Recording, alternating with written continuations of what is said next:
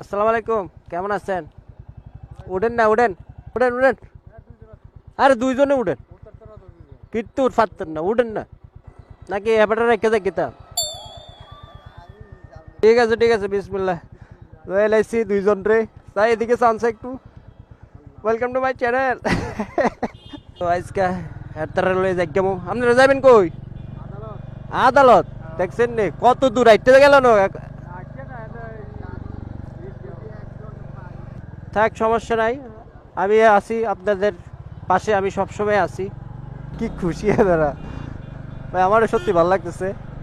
এই সাইডে যাও না, এই মিয়া দেখছো নি লগে ক্যাডাইডি, একটু সাইড করে চালাও না মিয়া। আমার ভিতরে অন্যরকম একটা জোশ চলে আসে।